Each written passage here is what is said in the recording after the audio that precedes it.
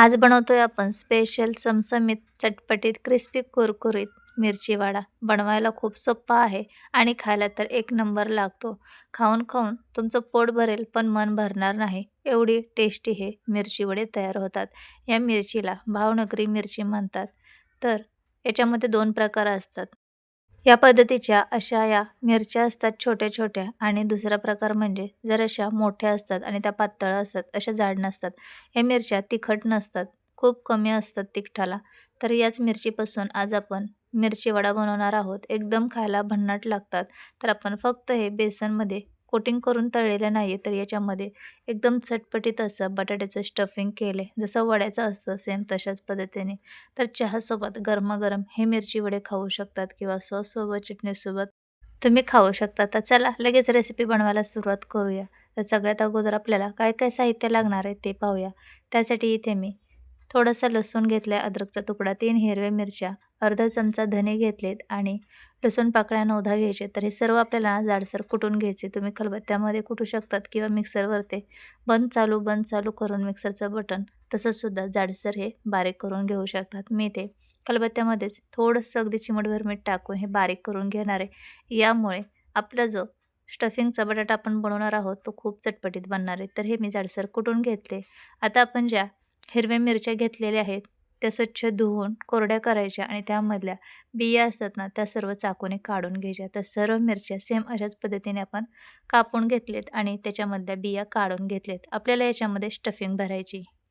तर आता आपण स्टफिंग करून घेऊया. त्यासाठी मी शिजवून घेतलेत 3 बटाटे, त्याचे साल काढून घेतलेत. त्यासोबतच अर्धी वाटी हिरवे मटारसुद्धा शिजवून घेतले. तर आता मटारचा सीझन आहे आणि ताजे फ्रेश मटार असतात. तुम्हाला आवडत असतील तर नक्की तुम्ही वापरू शकता. मसाल्यामध्ये चाट मसाला पाव चमचा, धना पावडर, लाल मिरची पावडर, हळद हे सर्व पाव चमचा घेतलेले, थोडेसे जिरे घेतलेत. आता आपण धने, अद्रक, लसूण, मिरचीचं जे जाडसर वाटण केले ते टाकून घेऊया आणि धने आवर्जून टाका, खूप छान टेस्ट येतो. एकदम चटपटीत असं आपलं स्टफिंग तयार होतं. बारीक चिरून घेतलेली कोथिंबीर टाकून घेऊया. चवीनुसार मीठ टाकायचे. बारीक करताना म्हणजेच मिरची, लसूण कुटताना सुद्धा थोडंसं मीठ टाकलेलं, त्यामुळे आता मी थोडंसंच मीठ टाकून घेतले. हातानेच हे सर्व मिक्स करून घ्यायचे. आपल्याला खूप एकदम बारीक हे मिश्रण नको आहे. थोडेसे बटाट्याचे चंक्स राहायला पाहिजे, म्हणजे मिरची वडा खाताना खूप ते छान लागतात. आणि सोबतच मटारसुद्धा थोडेसे मॅश करून घेतलेत. आता आपलं स्टफिंग तयार झाले. लगेच आपण मिरचीमध्ये हे स्टफिंग भरून घेऊया. जेवढं मिरचीमध्ये स्टफिंग बसेल तेवढं हाताने व्यवस्थित दाबून याच्यामध्ये स्टफिंग भरून घ्यायचे. आणि जेवढं तुम्ही हे स्टफिंग चटपटीत बनवणार तेवढाच मिरची वडा खायला खूप छान लागणार आहे. तर तुमच्याकडे चाट मसाला नसेल किंवा आमचूर पावडर नसेल तर थोडासा लिंबाचा रस त्यामध्ये पिळून टाकायचा अर्धा चमचा. त्यामुळे चटपटीत असा आपला मसाला तयार होतो. जे मसाले तुमच्याकडे असेल ते सर्व टाकू शकतात. असं नाही की हेच मसाले हवे आहेत. तर सर्व मसाले टाकून व्यवस्थित स्टफिंग चटपटीत बनवून घ्यायचे. तर राहिलेल्या सुद्धा मिरच्यांमध्ये सेम अशाच पद्धतीने मी स्टफिंग भरून घेतले आणि सर्व मिरच्या आपल्या इथे स्टफिंग भरून तयार झालेल्या आहेत. दिसतायत ना एकदम भारी. तर एकदम खायला चटपटीत त्या मिरच्या बनणार आहेत, म्हणजेच मिरची वडा बनणार आहे. तर आता आपण बेसन पीठ भिजवून घेऊया. मिरच्या तर आपल्या भरून तयार झालेत. तर इथे मी 1 वाटी बेसन घेतले. तुम्ही जेवढ्या मिरच्या घेणार आहात मिरची वडा बनवण्यासाठी त्याच अंदाजाने तुम्हाला बेसन पीठ घ्यायचे. आता आपण याच्यामध्ये पाव चमचा ओवा चोळून टाकूया. याचा स्वादही खूप छान लागतो खायला आणि पचनासाठी सुद्धा चांगला असतो ओवा. तर याच्यामध्ये पाव चमचा हळद टाकून घेतली आहे. 2 चमचे तांदळाचे पीठ टाकून घेतले. तांदळाचे पीठ नसेल तर थोडंसं कॉर्नफ्लॉवर टाकलं तरी चालेल. थोडं-थोडं पाणी टाकून आपण हे पीठ भिजवून घेऊया. आणि हे पीठ भिजवताना खूप पातळ करायचं नाही, थोडंसं थिक ठेवायचे म्हणजे व्यवस्थित आपल्याला मिरचीवरती याचं कोटिंग हवं आहे. त्यासाठी मिश्रण खूप पातळ करायचं नाही. लागेल तसं थोडं-थोडं पाणी ठेवायचं आणि तुम्ही याची थिकनेस पाहू शकतात. अशा पद्धतीने हे बेसन पीठ आपल्याला भिजवून घ्यायचे. आता जे बेसन पीठ भिजवून घेतले ते सर्व ग्लासमध्ये टाकून घेऊया. म्हणजे जेवढं बसेल तेवढं टाकून घ्यायचे. मिरची व्यवस्थित आपल्याला डीप करून फ्राय करता येईल. ग्लासमध्ये असं मिश्रण घेतलं तर आपल्याला सहजच बेसन पिठामध्ये ही मिरची डीप करता येते. तर जेवढं लागेल तेवढं मी ते बेसन पीठ ग्लासमध्ये टाकून घेतले. म्हणजे आपली मिरची व्यवस्थित याच्यामध्ये डीप होणार आहे. तर हे पहा अशा पद्धतीने ही मिरची यामध्ये कोटिंग करून आपल्याला तेलात सोडता येईल. तर तेलसुद्धा चांगलं गरम झालेलं आहे. मिडियम गॅसवरती तेल चांगलं गरम करून घ्यायचे आणि आपण जे ग्लासमध्ये बेसनचे पीठ घेतले भिजवून त्यामध्ये आता एक एक मिरची डिप करून तेलामध्ये फ्राय करून घेऊया. तर अशा पद्धतीने तुम्हाला सोपं वाटत असेल तर असं करू शकतात किंवा बाउलमध्येच डिप करून सुद्धा तळून घेऊ शकतात. तर इथे मी 2 या मिरच्या बेसन पीठमध्ये व्यवस्थित कोट करून घेतलेत. आता आपण तेलामध्ये टाकून घेऊया.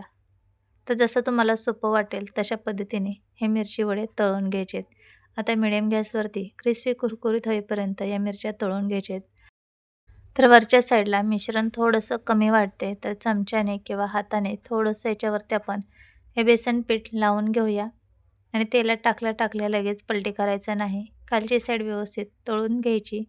तर चमच्याने मी थोडंसं बेसन पीठ याच्यावरती टाकून घेते. जिथं मिरची दिसत असेल तिथे थोडंसं बेसन पीठ असं लावून घ्यायचे. तर थोडा वेळ व्यवस्थित एक साईड तळून झाली की मग दुसऱ्या साईडने आपण पलटी करून घेऊया.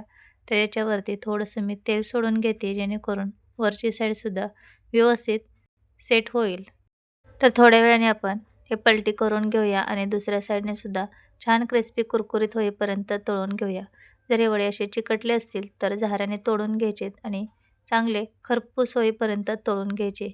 तर मिडियम गॅसवरच हे वडे तळायचे आहेत. त्यामुळे चांगले हे आतपर्यंत तळले जाणार आहेत. तर अलटी-पलटी करून छान खरपूस होईपर्यंत हे मिरची वडे आपण तळून घेतलेत आणि आपल्या इथे 2 मिरची वडे तळून झालेत. आता आपण हे प्लेटमध्ये काढून घेऊया. एकदम मस्त खरपूस असे तळले गेलेत आणि मिडियम गॅसवरच तळायचे. म्हणजे जे वरचं बेसनचं आवरण आहे ते खमंग होतं आणि खायला खूप छान लागतं आणि मिरची तिखट नसल्यामुळे आपण असाच हा वडा कट करून सॉससोबत किंवा चहासोबत एन्जॉय करू शकतो. तर इथे आपले 2 मिरची वडे तळून झालेत. बाकीचे सुद्धा राहिलेले सेम हे मिरची वडे मी असेच तळून घेणार आहे. तर तुम्ही अशी मिरची वडा बनवला होता का नक्की कमेंटमध्ये सांगा आणि ही रेसिपी कशी वाटली ते सुद्धा सांगायला विसरू नका. तर राहिलेले सुद्धा सर्व मिरच्या मी अशाच बेसन पीठमध्ये कोटिंग करून तेलामध्ये मस्त खरपूस होईपर्यंत फ्राय करून घेतलेत. आणि तुम्ही पाहिलंच आहे जास्त काही साहित्यसुद्धा लागत नाही. बटाटा, बेसन पीठ आणि काही मसाले असले तरीसुद्धा होऊन जातं. तर राहिलेले सुद्धा सेम अशाच पद्धतीने आपण हे मिरची वडे तळून घेतलेत. दिसतायत ना एकदम भारी. गरमागरम मिरची वडा बनवून तयार आहे. तर तुम्हाला याचा मी आवाजसुद्धा दाखवते. एकदम क्रिस्पी कुरकुरीत हे वडे बनवून तयार झाले. तर तुम्ही याचा आवाज ऐका. आहे की नाही एकदम भारी. तर नक्की तुम्ही सुद्धा एकदा ट्राय करा आणि माझ्या रेसिपी आवडत असतील पाहायला तर चॅनलला प्लीज सबस्क्राईब करा. थोडी जरी रेसिपी आवडली असेल तर एक लाईक करायला विसरू नका. अशा साध्या सोप्या आणि घरगुती साहित्यात तयार होणाऱ्या रेसिपी पाहण्यासाठी चॅनलला सबस्क्राईब, लाईक, कमेंट, शेअर करा. सबस्क्राईब करणं हे अगदी फ्री आहे आणि शेजारी असणाऱ्या बेल आयकॉनवर सुद्धा क्लिक करा. त्यामुळे तुम्हाला रोजच्या रोज नवनवीन recipe, short video, long video दोन्हीही पाहता येतील. आणि तुम्ही कोणतीच रेसिपी मिस करणार नाही. रोजच्या रोज तुम्हाला व्हिडिओचं नोटिफिकेशन मिळेल. आपण भेटूया पुढच्या अशाच भन्नाट रेसिपीमध्ये. बाय.